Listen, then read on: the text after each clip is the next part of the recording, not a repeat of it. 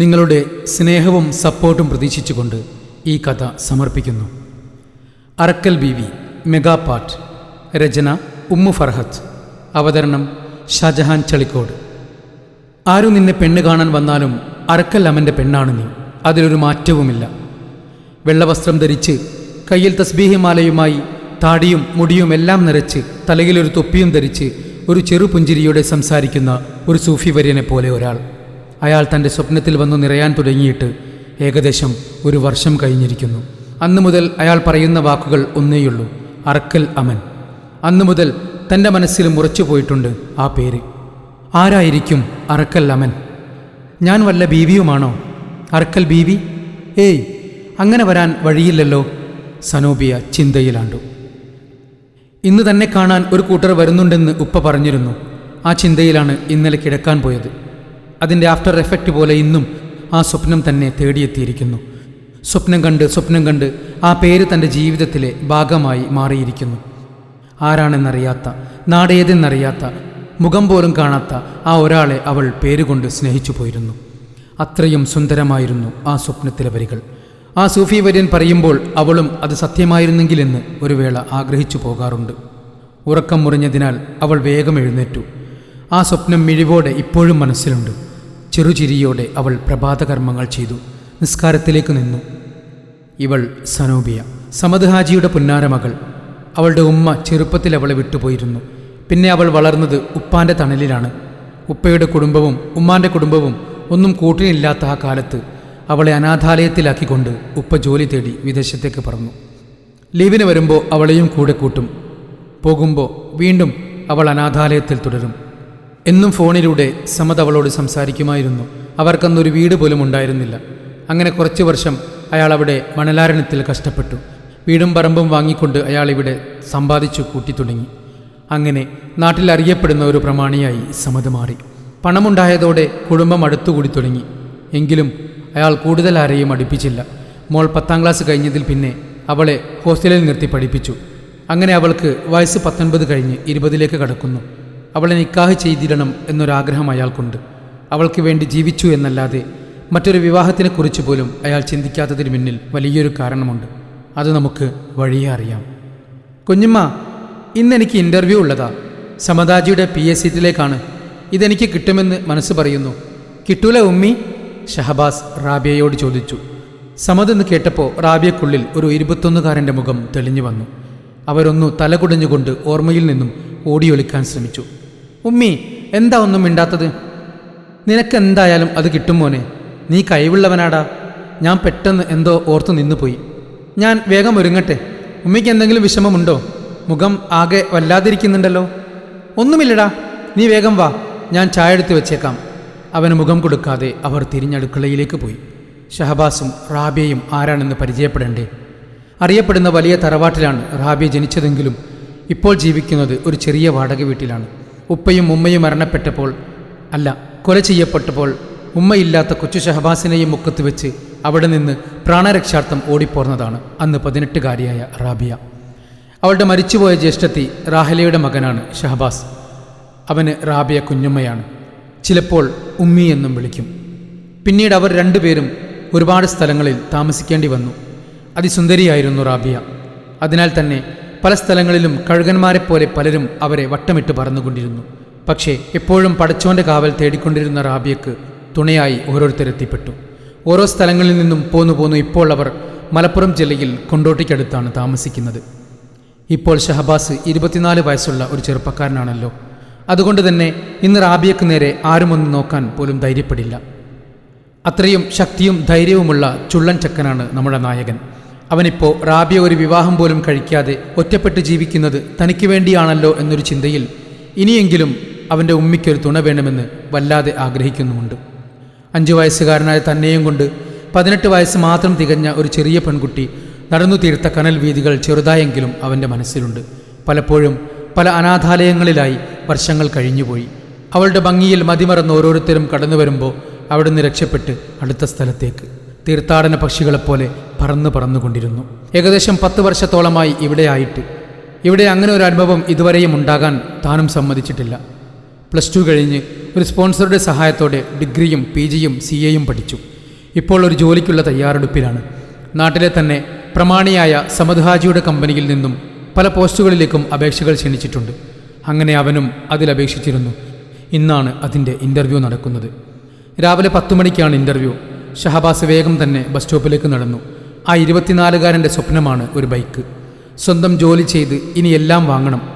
ഉമ്മിയെ ഒരാളുടെ കയ്യിലേൽപ്പിക്കണം. അവൻ്റെ ആഗ്രഹങ്ങൾ അത്രയൊക്കെയുള്ളൂ.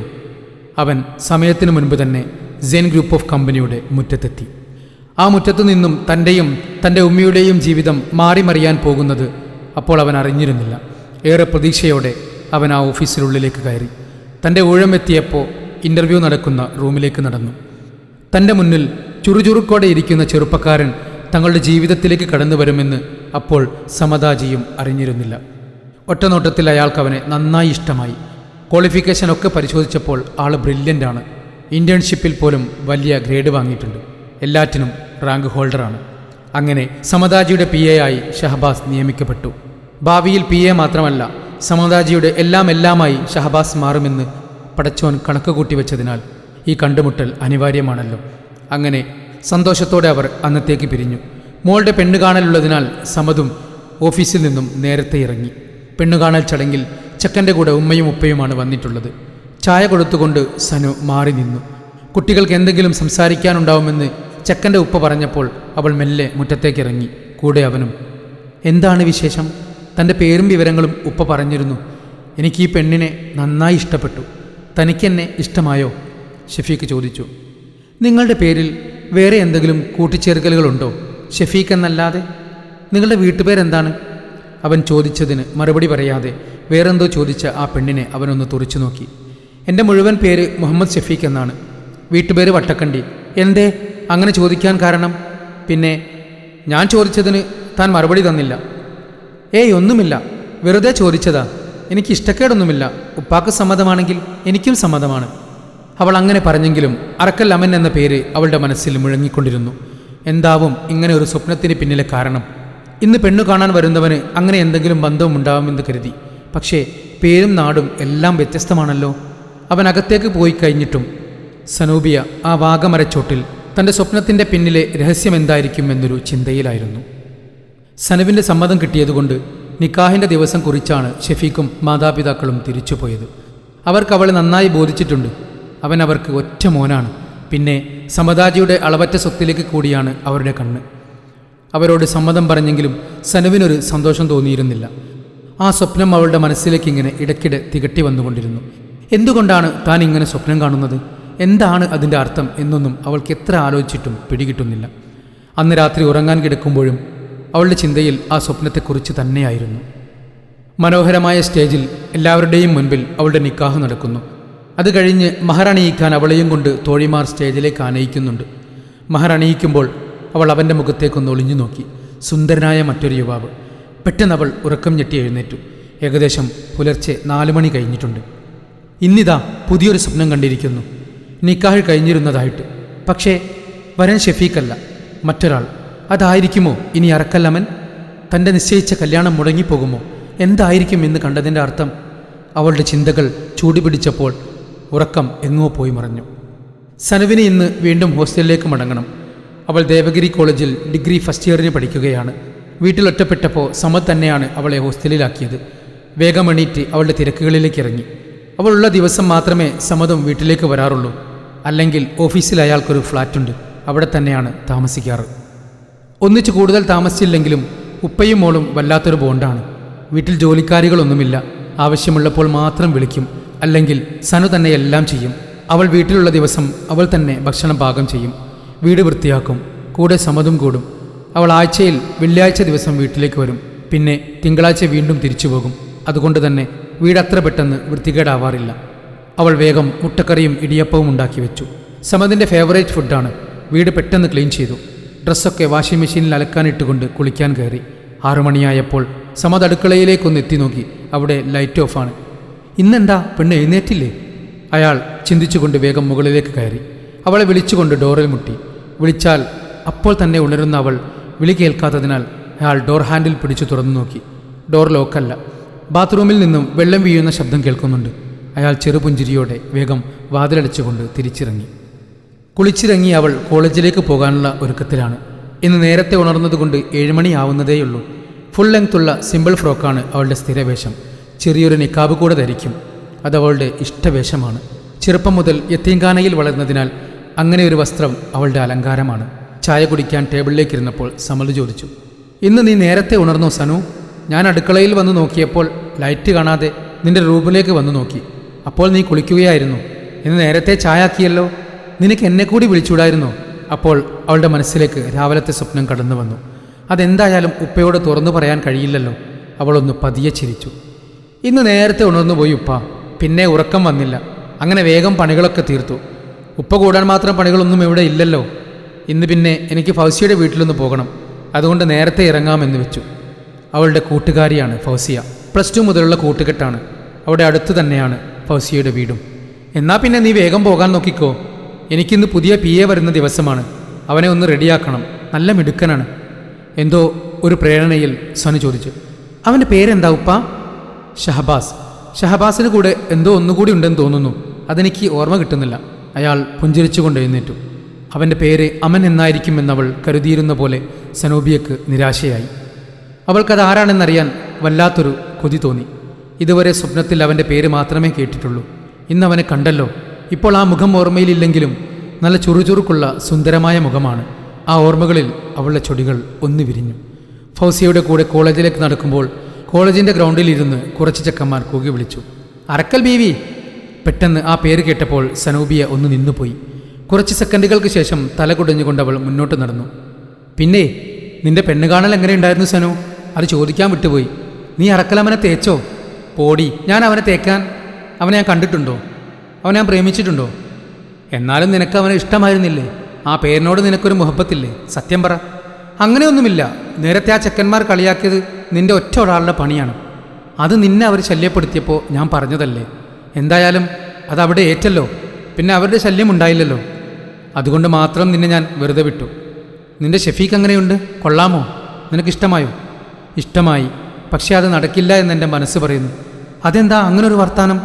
അവൾ ഇന്നും ഇന്നലെയും കണ്ട സ്വപ്നത്തെക്കുറിച്ചും ഫൗസിയോട് തുറന്നു പറഞ്ഞു. അത് കേട്ടപ്പോൾ ഫൗസിയയും ചിന്തിച്ചു തുടങ്ങി.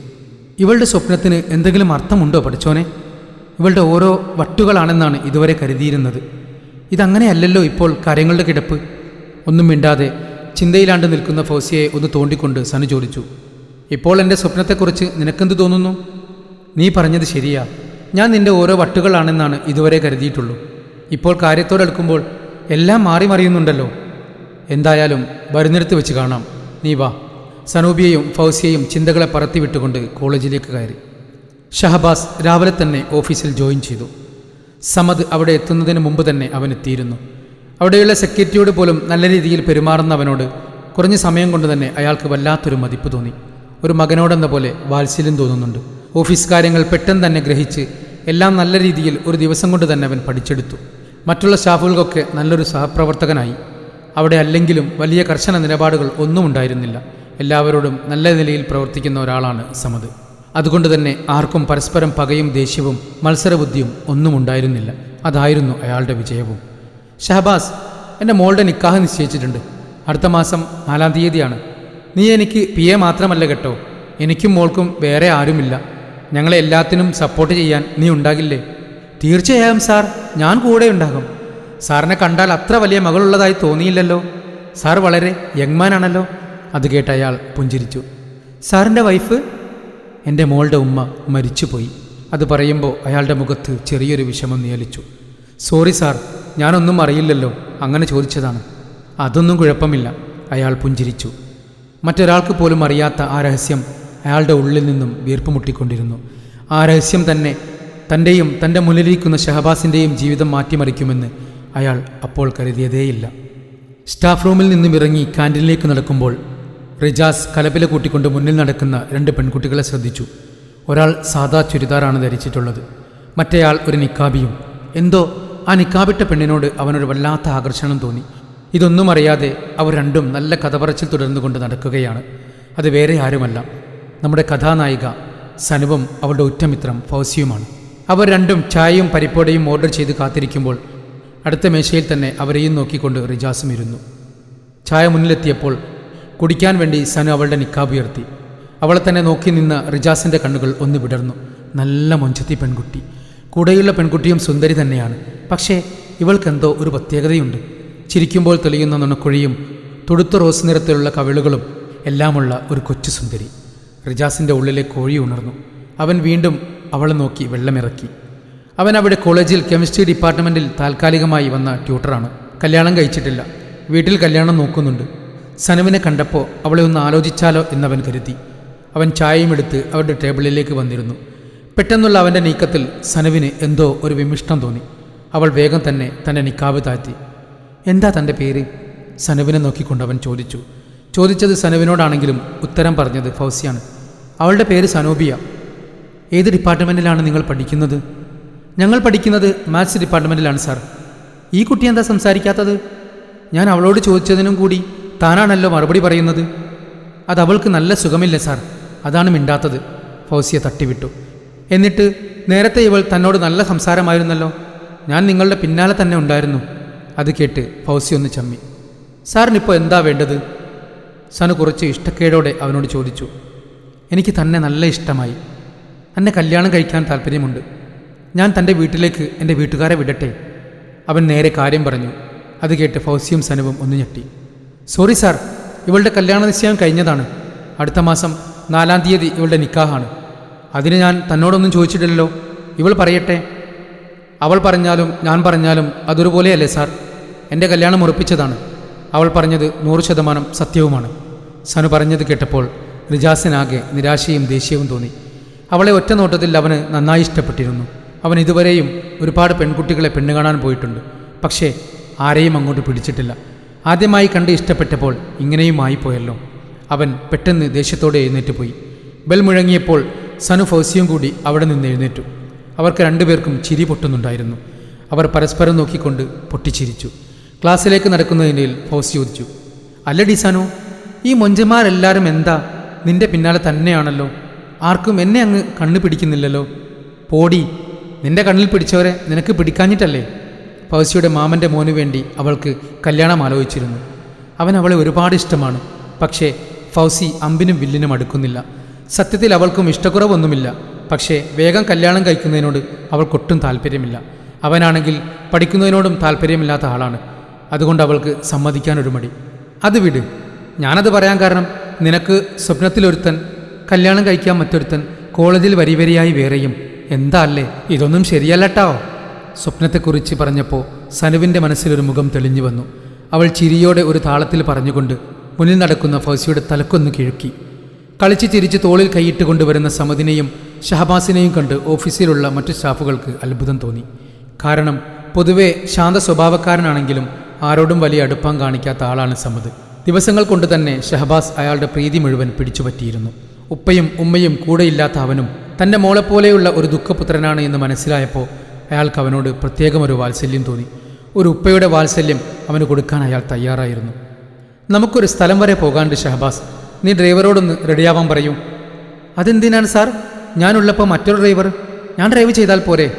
അത് മോനെ, നീ എൻ്റെ PA ആണ്. നിന്നെ ഞാൻ ഡ്രൈവറാക്കാൻ വിചാരിച്ചിട്ടില്ല. അതുകൊണ്ടാണ്. നിനക്ക് ഡ്രൈവിംഗ് ബുദ്ധിമുട്ടില്ലെങ്കിൽ നീ തന്നെ മതി. Okay, done. അവൻ അയാൾക്ക് നേരെ തമ്പുയർത്തി കാണിച്ചു. അവൻ്റെ ഏറെ നാളത്തെ മോഹമാണ് ഒരു പ്രീമിയം കാർ ഓടിക്കുക എന്നത്. അയാളുടെ ഓടി കാർ ഓടിക്കാൻ ഒരു അവസരം കിട്ടിയതാണ്. ഡ്രൈവിംഗ് പഠിച്ചതിന് ശേഷം ചെറിയ വണ്ടികളൊക്കെ ഓടിച്ചിട്ടുണ്ട്.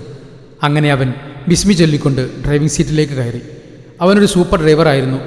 സമദിൻ്റെ ഡ്രൈവർ ഓടിക്കുമ്പോൾ പോലും യാത്ര അത്ര കംഫർട്ടബിൾ ആയിരുന്നില്ല. അയാൾക്ക് അവനോട് പിന്നെയും പിന്നെയും മതിപ്പ് തോന്നിപ്പോയി. അവനോട് എന്തോ ഒരു ആത്മബന്ധമുള്ള പോലെ, എവിടെയോ തൻ്റെ ജീവിതത്തിൽ ഒരു കണക്ഷൻ അവനുമായി ഉള്ളതുപോലെ അയാൾക്ക് ഇടയ്ക്കിടെ ഫീൽ ചെയ്തു. അവർ പല സ്ഥലങ്ങളിലും പോയി നിക്കാഹ് വിളിച്ചു. സമദിൻ്റെ കുടുംബക്കാരെയും ബന്ധുക്കളെയും ബിസിനസ് പരമായിട്ടുള്ള ബന്ധങ്ങളെയും മറ്റുള്ളവരെയും എല്ലാവരെയും അവർ ക്ഷണിച്ചു. അങ്ങനെ 2-3 ദിവസം കൊണ്ട് തന്നെ എല്ലാം അവർ കവർ ചെയ്തു.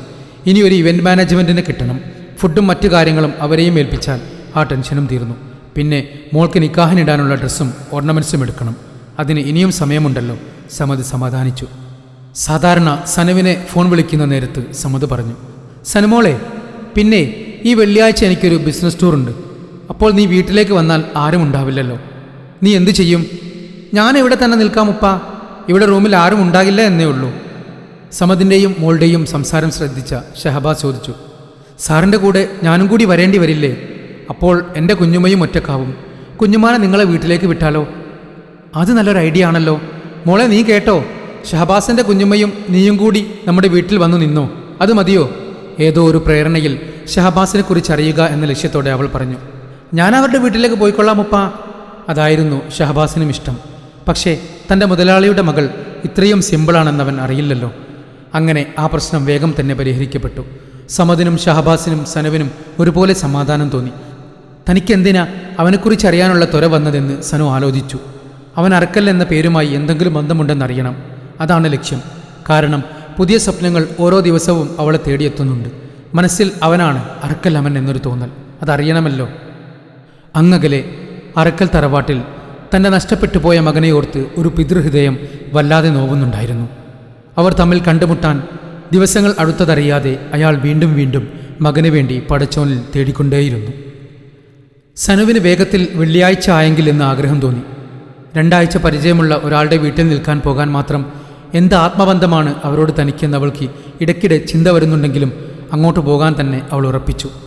ഫൗസിക്ക് അവളുടെ മുഖത്തെ ചിരിയും സന്തോഷവും കണ്ടു സംശയം തോന്നിത്തുടങ്ങി.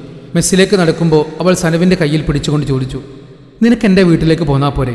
എന്തിനാ നിൻ്റെ ഉപ്പാൻ്റെ പിയയുടെ വീട്ടിലേക്കൊക്കെ പോകുന്നത്? അല്ലേലും നിനക്കിപ്പോൾ നമ്മളൊന്നും പറ്റൂലല്ലോ. ഫൗസി ഇല്ലാത്ത കരച്ചിൽ അഭിനയിച്ചുകൊണ്ട് അവളെ ഇടം കണ്ണിട്ട് നോക്കി. ഫൗസി മോളെ, നിന്റെ അഭിനയം ഒന്നും എന്നോട് വേണ്ടട്ടോ. പിന്നെ അവിടേക്ക് പോകുന്നതിൽ എനിക്കൊരു ഉദ്ദേശമുണ്ട്. ഞാൻ സ്വപ്നത്തിൽ കാണുന്ന ആളാണോ ഷഹബാസ് എന്നറിയണം. അവനെ ഒരുപാട് തവണ ഞാൻ കാണാൻ ശ്രമിച്ചു. പക്ഷേ എനിക്ക് കാണാൻ പറ്റിയിട്ടില്ല. അവനെക്കുറിച്ചുള്ള എന്തെങ്കിലും വിവരങ്ങൾ അവിടെ നിന്ന് കിട്ടാതിരിക്കില്ല. അല്ലാതെ നിന്റെ വീട്ടിലേക്ക് വരുന്നത് ഇഷ്ടമില്ലാഞ്ഞിട്ടൊന്നുമല്ല. ഞാൻ എത്ര തവണ അവിടെ വന്നിരിക്കുന്നു.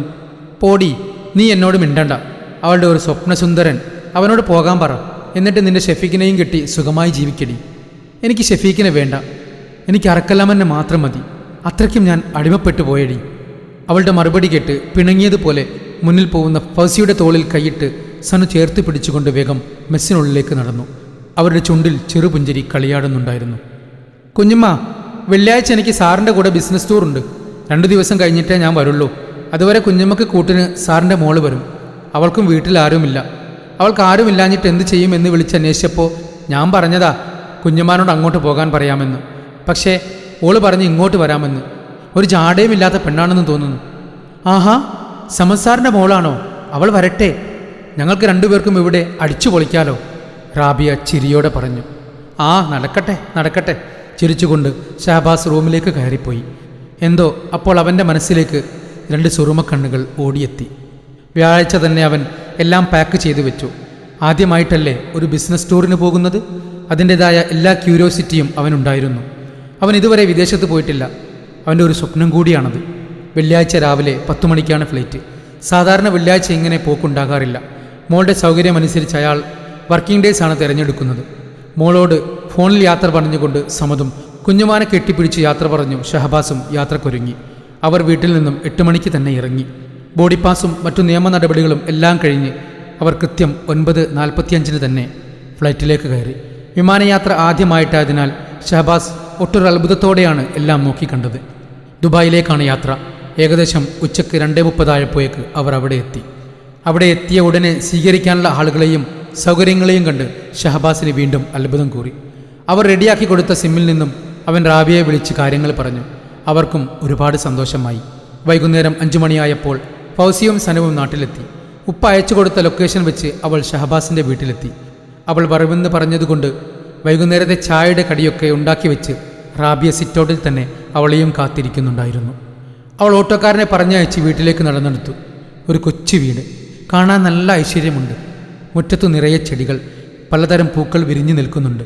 സിറ്റൗട്ടിൽ തന്നെയും നോക്കി ചിരിച്ചു നിൽക്കുന്ന ആ യുവതിയിൽ സനുവിൻ്റെ കണ്ണുകൾ ഉടക്കി. തീരെ പ്രായം തോന്നിക്കുന്നില്ല. കണ്ടാൽ ഒരു 30 വയസ്സേ തോന്നുന്നുള്ളൂ.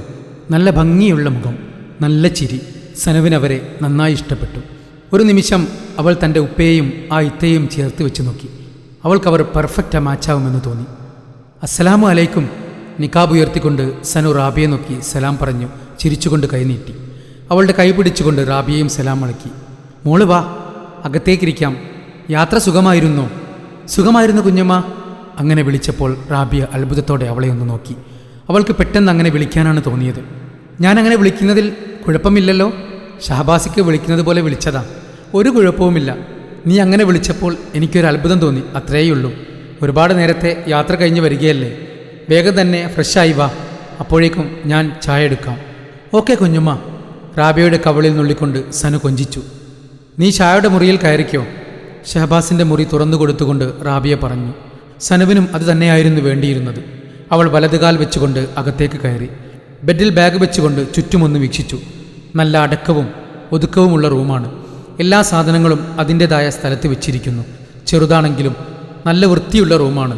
ഒരു ഭാഗത്ത് ചെറിയൊരു ഷെൽഫ്, അതിൽ നിറയെ പുസ്തകങ്ങൾ, പിന്നെ ഒരു ഡബിൾ കോട്ട് ബെഡും അധികം വലിപ്പമില്ലാത്ത ഒരു അലമാരയും ചെറിയൊരു മേശയും ആ മുറിയിലുണ്ടായിരുന്നു. ഒരു സൈഡിൽ ബാത്റൂമും. ബെഡ്ഷീറ്റൊക്കെ ഭംഗിയിൽ വിരിച്ചിരിക്കുന്നു. നല്ലൊരു സുഗന്ധം അവിടെ പരക്കുന്നുണ്ടായിരുന്നു. അത് ഷഹബാസിൻ്റെ പെർഫ്യൂമിൻ്റെ സ്മെല്ലായിരിക്കുമെന്ന് സനുവിന് തോന്നി. അപ്പോൾ ആശാൻ വൃത്തിയുള്ള കൂട്ടത്തിലാണ്, അല്ലെങ്കിൽ കുഞ്ഞുമ്മ നന്നാക്കിയതായിരിക്കുമോ? റൂം കണ്ടവൾ ചിന്തിച്ചു. കൂടുതൽ ആലോചിച്ച് നിൽക്കാതെ അവൾ മാറാനുള്ള ഡ്രസ്സ് എടുത്ത് ബാത്റൂമിലേക്ക് കയറി. കുളിച്ചിറങ്ങുമ്പോഴേക്കും റാബിയ ഡൈനിങ് ഹാളിലേക്ക് ചായയും കടിയും കൊണ്ടുവച്ചിരുന്നു. സ്പെഷ്യൽ പഴംപൊരിയും നല്ല ഏലക്കാ ചായയും. ആ സ്മെല്ല് ഏറ്റപ്പോൾ തന്നെ സനുവിൻ്റെ വായിൽ വെള്ളമൂറി. അവൾ ആസ്വദിച്ച് കുടിക്കുന്നത് കണ്ടപ്പോൾ റാബിയക്ക് പാവം തോന്നി. ഉമ്മായുടെ സ്നേഹം അവളും കൊതിച്ചിരുന്നിരിക്കാം എന്നവർക്ക് തോന്നി. പ്ലേറ്റിലുള്ള പഴംപൊരികളെല്ലാം അകത്താക്കിയ ശേഷം സനു എഴുന്നേറ്റ് റാബിയെ കെട്ടിപ്പിടിച്ച് കവളിൽ ഉമ്മ വെച്ചു. അവളുടെ കണ്ണുകൾ നിറയുന്നുണ്ടായിരുന്നു. ഉപ്പയുടെ സ്നേഹം ആവോളം കിട്ടിയിട്ടുണ്ടെങ്കിലും ഒരു ഉമ്മയുടെ സ്നേഹം അവളും കൊതിക്കുന്നുണ്ടായിരുന്നു. ഇതുപോലെ തനിക്കിഷ്ടപ്പെട്ട പലഹാരവും ചായയും ഉണ്ടാക്കി തന്നെ കാത്തിരിക്കുന്ന ഒരുമ്മ തനിക്കുമുണ്ടായിരുന്നെങ്കിൽ എന്നവൾ ഒരുപാട് ആഗ്രഹിച്ചിരുന്നു. അവളെ റാബിയയും ചേർത്ത് പിടിച്ചു. എന്തിനാണ് എൻ്റെ സുന്ദരിപ്പെണ്ണ് കരയുന്നത്? അതൊന്നുമില്ല കുഞ്ഞമ്മ, എനിക്ക് നിങ്ങളോട് വല്ലാത്തൊരു സ്നേഹം തോന്നി. ഇതുപോലൊരുമ്മ എനിക്കും ഉണ്ടായിരുന്നെങ്കിൽ എന്ന് ഞാൻ ഒരു വേള ആഗ്രഹിച്ചു. ഉപ്പയോട് ഒരുപാട് തവണ ഞാൻ പറഞ്ഞിട്ടുണ്ട് വേറൊരു കല്യാണം കഴിക്കാൻ. പക്ഷേ ഉപ്പ സമ്മതിക്കുന്നില്ല. രണ്ടാനമ്മമാരുടെ ക്രൂര കഥകൾ കേട്ട് ഉപ്പാക്ക് പേടിയാണത്രേ. അവൾ ചിരിച്ചു.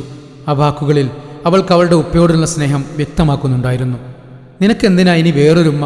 നിനക്കിഷ്ടമുള്ളപ്പോൾ ഇങ്ങോട്ട് വരാം, ഞാൻ നിന്നെയും കാത്തിരിക്കും. മോൻ പറഞ്ഞപ്പോൾ ഇത്രയും ഞാൻ പ്രതീക്ഷിച്ചിട്ടില്ല.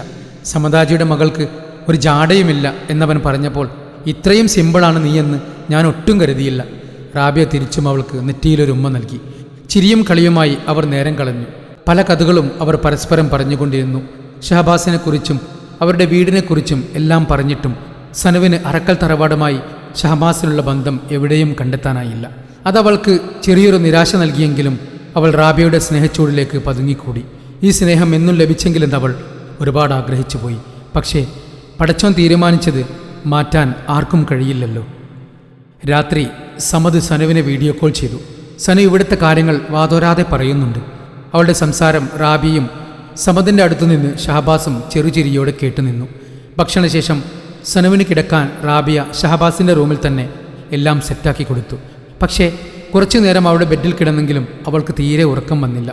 തിരിഞ്ഞും മറിഞ്ഞും കുറേ നേരം കിടന്നു നോക്കിയെങ്കിലും ഒട്ടും പറ്റുന്നില്ല എന്ന് തോന്നിയപ്പോൾ അവൾ എണീറ്റ് റാബിയ കിടക്കുന്ന റൂമിൻ്റെ വാതിലിൽ പോയി മുട്ടി. അവിടെ റാബിയയും കണ്ണും തുറന്ന് കിടക്കുന്നുണ്ടായിരുന്നു.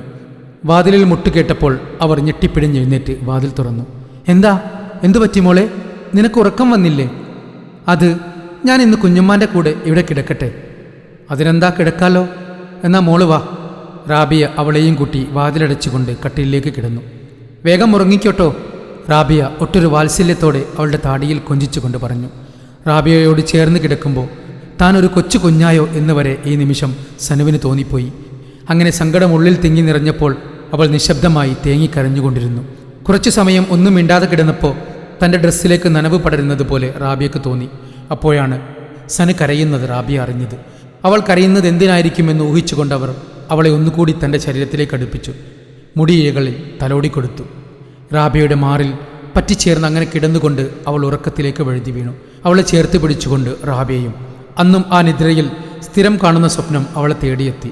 പുലർച്ചെ 4 മണിയോടെ ആ സ്വപ്നം അവളെ വിളിച്ചുണർത്തും. അവൾക്കിപ്പോൾ അലാറത്തിൻ്റെ ആവശ്യം പോലുമില്ല. അവൾ കണ്ണ് തുറന്നു നോക്കിയത് റാബിയയുടെ മുഖത്തേക്കാണ്. അവൾക്കാദ്യം താൻ എവിടെയാണുള്ളതെന്ന് പെട്ടെന്ന് ഓർമ്മ കിട്ടിയില്ല. പിന്നെ ഇങ്ങനെ ഓരോ കാര്യങ്ങൾ ഓർമ്മയിലേക്കെത്തി. ഇന്ന് കണ്ട സ്വപ്നത്തിൽ ഉപ്പ കരയുന്നുണ്ട്. ആരോ ഒരാൾ ഉപ്പയെ സമാധാനിപ്പിക്കുന്നുണ്ട്. അവൾക്ക് എന്തൊക്കെയോ അവളുടെ ജീവിതത്തിൽ നടക്കാൻ പോകുന്നതായി തോന്നി. അതിൻ്റെ സൂചന ആയിരിക്കാം ഈ സ്വപ്നം. ഉണർന്നെങ്കിലും റാബിയയുടെ ആ സ്നേഹച്ചൂടിൽ നിന്നും എഴുന്നേറ്റ് പോകാൻ അവൾക്ക് തോന്നിയില്ല. 4:30 റാബിയ ഉണർന്നപ്പോൾ കണ്ണു തുറന്നു കിടക്കുന്ന സനവിനെ കണ്ട് അത്ഭുതപ്പെട്ടു. റൂമിലെ ചെറിയ വെളിച്ചത്തിൽ അവളുടെ കണ്ണുകൾ തിളങ്ങുന്നുണ്ടായിരുന്നു. എന്താണ് സുന്ദരിമണി, സാധാരണ പുലർച്ചെ തന്നെ എഴുന്നേൽക്കുമോ? റാബിയ ചിരിയോടെ ചോദിച്ചു. ആ കുഞ്ഞുമ്മ, എന്നെ പുലർച്ചെ കറക്റ്റ് സമയത്ത് ഒരു സ്വപ്നം എഴുന്നേൽപ്പിക്കും. ഇന്നും കൃത്യമായി അത് വന്നു. അവളും മറുപടി കൊടുത്തു. ആഹാ, അതെന്ത് സ്വപ്നം?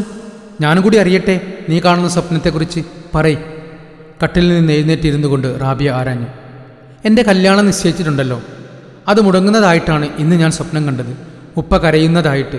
ആ കല്യാണം എന്തായാലും എനിക്കത്ര ഇഷ്ടമല്ല. അതുകൊണ്ട് എനിക്ക് വിഷമമില്ല. പക്ഷേ ഉപ്പാക്ക് സങ്കടമുണ്ടാക്കുന്നതൊന്നും എനിക്കിഷ്ടമില്ല. ആണോ? അത് സാരമില്ല. അത് വെറും സ്വപ്നമല്ലേ. നിനക്കിഷ്ടമല്ലെങ്കിൽ എന്തിനാണ് നീ ആ കല്യാണത്തിൽ സമ്മതിച്ചത്? ഉപ്പാക്ക് വേണ്ടി.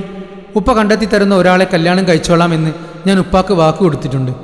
ആദ്യം ഇഷ്ടമില്ലെങ്കിലും കുറച്ച് കഴിയുമ്പോൾ ഇഷ്ടപ്പെടുമായിരിക്കും. നിക്കാഹ് കഴിഞ്ഞ് 2 വർഷം കഴിഞ്ഞിട്ടാണ് അങ്ങോട്ട് എന്നെ കൊണ്ടുപോകുന്നത്. ഓഹോ, അത് നന്നായി. എല്ലാം മുകളിലുള്ള ആൾ തീരുമാനിക്കും പോലെ അല്ലേ നടക്കൂ. എല്ലാം നല്ല റാഹത്തിൽ നടക്കട്ടെ. കുഞ്ഞമ്മ തലേന്ന് തന്നെ വരില്ലേ എൻ്റെ നിക്കാഹിൻ്റെ പരിപാടിക്ക്? ഇൻഷാ അല്ലാ വരാം മോളെ. അവർ രണ്ടും വേഗം എണീറ്റ് നിസ്കാരത്തിന് വേണ്ടി റെഡിയാവാൻ തുടങ്ങി. രണ്ടുപേരും സുബഹി നിസ്കാരം ഒന്നിച്ചു നിസ്കരിച്ചു. ജോലികളെല്ലാം രണ്ടുപേരും കൂടി വേഗം തന്നെ തീർത്ത ശേഷം അവർ മുറ്റത്തേക്കിറങ്ങി ചെടികളെ പരിപാലിച്ചു സമയം കളഞ്ഞു. റാബിയയോടൊപ്പം പുതിയ പാചക പരീക്ഷണങ്ങളിലും മറ്റും സനു ഏർപ്പെട്ടുകൊണ്ടിരുന്നു. ഷഹബാസിനോട് റാബിയ പറഞ്ഞതുപോലെ അവർ 2 ദിവസം നന്നായി തന്നെ അടിച്ചു പൊളിച്ചു. തിങ്കളാഴ്ച രാവിലെ അവൾ തിരിച്ചു പോകുമ്പോൾ രണ്ടുപേർക്കും വല്ലാത്ത ഒരു വിഷമം ഫീൽ ചെയ്യുന്നുണ്ടായിരുന്നു. പിരിയാൻ പറ്റാത്ത ഒരു ബന്ധം 2 ദിവസങ്ങൾ കൊണ്ട് തന്നെ സനുവിനും റാബിയക്കും തമ്മിലുണ്ടായിത്തീർന്നിരുന്നു. കെട്ടിപ്പിടിച്ചു കരഞ്ഞ സനുവിനെ സമാധാനിപ്പിച്ചുകൊണ്ട് നിന്നെങ്കിലും റാബിയക്കും സങ്കടം വരുന്നുണ്ട്. സ്വന്തം മോള് പിരിഞ്ഞു പോകുന്ന പോലെയുള്ള സങ്കടം. എന്തിനാ എൻ്റെ മോള് കരയുന്നത്? ഇനി ഇടയ്ക്കിടയ്ക്ക് ഇങ്ങോട്ട് വരണം കേട്ടോ. കുഞ്ഞുമ്മ കാത്തിരിക്കും. വരും. കുഞ്ഞുമ്മയെ കാണാൻ ഞാൻ എന്തായാലും വരും. കൊച്ചു കുഞ്ഞുങ്ങളെപ്പോലെ വിതുമ്പിക്കൊണ്ട് സനു പറഞ്ഞു. അവൾക്ക് പോകാൻ ഓട്ടോ വന്നപ്പോൾ വേഗം ഇറങ്ങി ഓട്ടോയിലേക്ക് കയറി. പിന്നെ തിരിഞ്ഞു നോക്കിയില്ല. ഇതുവരെ ആരോടും ഇത്തരമൊരു ഫീലിംഗ് അവൾക്കുണ്ടായിട്ടുമില്ല. ചെറുപ്പം മുതൽ ഉമ്മയില്ലാതെ വളർന്നതുകൊണ്ടാവാം ഉപ്പയോട് പോലും ഇങ്ങനെ ഒരു അടുപ്പം അവൾക്ക് തോന്നിയിട്ടില്ല. ഉപ്പ ചെറുപ്പം മുതൽ വിദേശത്തായിരുന്നല്ലോ. ഓട്ടോയിൽ കയറിയിട്ട് പോലും അവൾ കരഞ്ഞുകൊണ്ടിരുന്നു. കണ്ണീർ കൊണ്ട് നിക്കാബ് നനഞ്ഞു കുതിർന്നു. ബസ് സ്റ്റാൻഡിൽ ഇറങ്ങി കോളേജിലേക്കുള്ള ബസ് കയറി. സമയം കഴിയും തോറും പതുക്കെ പതുക്കെ ആ സങ്കടത്തിൽ നിന്നും അവൾ റിക്കവറായി തുടങ്ങി. ഫൗസിയുടെ ചളിയടിയും കോളേജിലെ പഠനവും എല്ലാം അവളുടെ സങ്കടങ്ങളെ മാറ്റിക്കൊണ്ടിരുന്നു. വൈകുന്നേരമായപ്പോഴേക്കും നല്ലൊരു ഓർമ്മയായി 2 ദിവസം അവളിൽ നിറഞ്ഞു നിന്നു. അന്നുച്ചക്ക് തന്നെ സമദും ഷഹബാസും ഫ്ലൈറ്റ് ഇറങ്ങി. അവരെ 2 പേരെയും പിക്ക് ചെയ്യാൻ സമദിൻ്റെ ഡ്രൈവർ എയർപോർട്ടിലെത്തിയിരുന്നു. പിന്നെ 2 പേരും കൂടി റെസ്റ്റോറൻറ്റിൽ കയറി ഫുഡ് കഴിച്ചു. ശേഷം നാട്ടിലേക്ക് തിരിച്ചു. ഷഹബാസിന് ഒരു ബൈക്ക് പോലും ഇല്ലെന്ന് ആദ്യ ദിവസം തന്നെ സമദ് മനസ്സിലാക്കിയിരുന്നു. അവൻ ഓഫീസിൽ വരുന്നത് ബസ്സിലാണല്ലോ. അയാളുടെ ബുള്ളറ്റ് അപ്പോൾ അയാൾ യൂസ് ചെയ്യാറുണ്ടായിരുന്നില്ല. അത് വീട്ടിലെ ഷെഡിൽ പൊടി പിടിച്ച് കംപ്ലൈൻ്റായി കിടക്കുകയാണ്. അത് അവന് വേണ്ടി നന്നാക്കി ഓഫീസിൽ കൊണ്ടുവയ്ക്കാൻ പോകുമ്പോൾ അയാൾ മെക്കാനിക്കിനെ ഏൽപ്പിച്ചിരുന്നു. ഓഫീസിലെത്തി അവർ അവിടെ ഇറങ്ങി. ഷഹബാസിന് കുറച്ച് അർജൻറ്റ് വർക്കുകൾ തീർക്കാനുണ്ടായിരുന്നു. അതിനാൽ കുഞ്ഞമ്മാനെ വിളിച്ച് വൈകുന്നേരം എത്തുമെന്ന് അവൻ അറിയിച്ചു.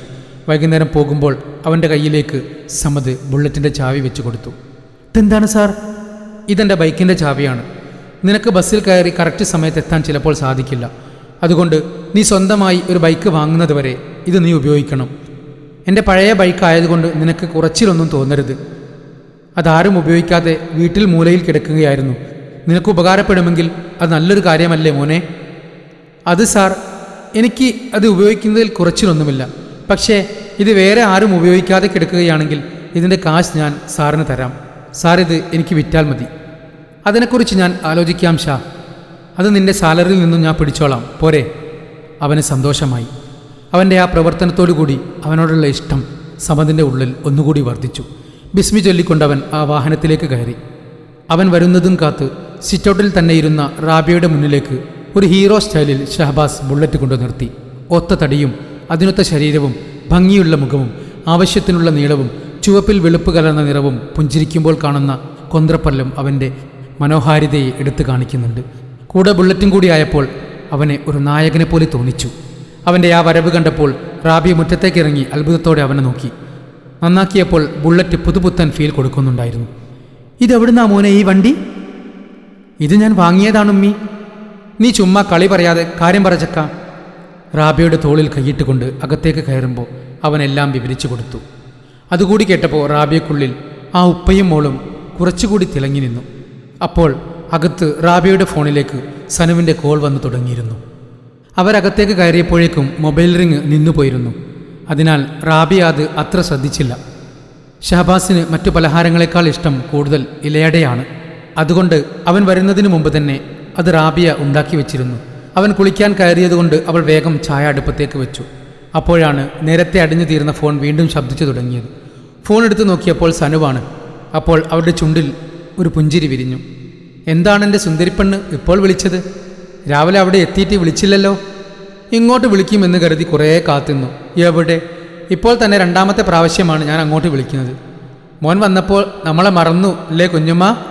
ആഹാ, എൻ്റെ കുശുമ്പിപ്പാറു, നിനക്കെപ്പോഴാണ് ഫ്രീ എന്ന് ഞാൻ എങ്ങനെ അറിയാനാ? പിന്നെ നീ ഇങ്ങോട്ട് വിളിക്കുമല്ലോ എന്ന് കരുതി. ഇപ്പോൾ നീ ഓക്കെ അല്ലേ?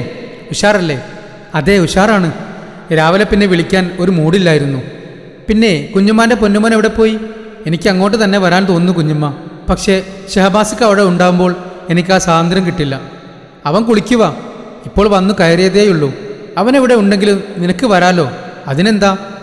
അവരുടെ സംസാരം കേട്ടാണ് ഷഹബാസ് റൂമിൽ നിന്നും പുറത്തേക്ക് വന്നത്. എന്താണ് കുഞ്ഞുമ്മാൻ്റെ മാനസപുത്രി പറയുന്നത്?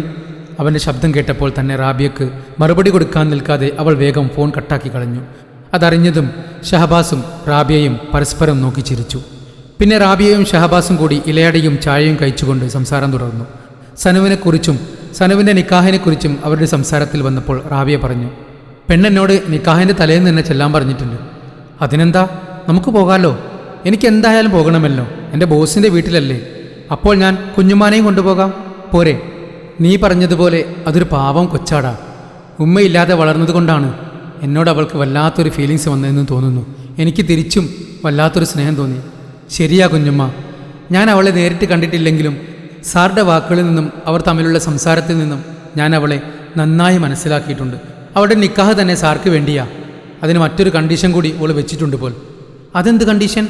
റാബിയക്ക് ആകാംക്ഷയേറി. അവൾ കല്യാണം കഴിഞ്ഞ് വീട്ടിൽ നിന്നും പോകുമ്പോൾ സാറും ഒരു വിവാഹം കഴിക്കണം, അല്ലെങ്കിൽ സാർ ഒറ്റക്കാവും എന്നൊരു പേടിയുണ്ട് അവൾക്ക്. അതവൾ എന്നോടും പറഞ്ഞു.